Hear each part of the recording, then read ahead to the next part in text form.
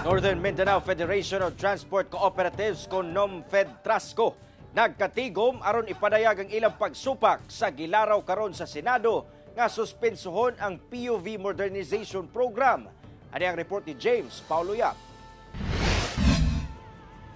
Sa Senate resolution nga gipirmahan sa 22 ka mga senador, gilaraw niini nga ipasuspenso una ang pagpatuman sa Public Transport Modernization Plan. Ilang gipunto ang kakulangon sa information drive nga may resulta sa taas nga unconsolidated traditional jeeps nga anaa paghapon sa 19% ug ang kakulangon sa LGUs sa ilang local public transport route plan kun LPTRP. Busa, nagkatapok ang 16 ka mga transport cooperative o corporation nga nagapadaga na og mga modernong pampublikong sakyanan aron ipadayag ang ilang pagsupak sa maong laraw sa Senado. Naman may nakita sayop sa programa, tinood na, no?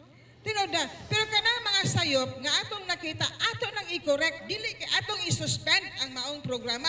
Sumala sa Oro Transport Service Cooperative kun Orozco nga kung ipahunong ang implementasyon sa PUV Modernization Program, mahagba gyud ang ilang kooperatiba. Kung ato ning i-atras, totally i-atras ang program, gabalik ta sa sinugdanan. Unya tinuod tong maglisod ta sa pagbayad kay dili man inihap, supposedly giihap ang mga sakyanan nga magdagan sa isa ka ruta. Hinuon aduna say pabor sa maong laraw sa Senado. Ang among kooperatiba is unstable. So dili pa may maka-afford sa pagpangutang sa land bank o gahanan mo kaon ng mga sakyanan.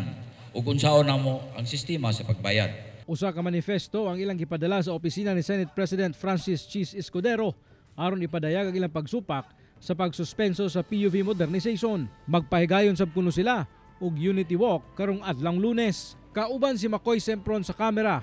Ako si James Paulo Yap para sa One Mindanao.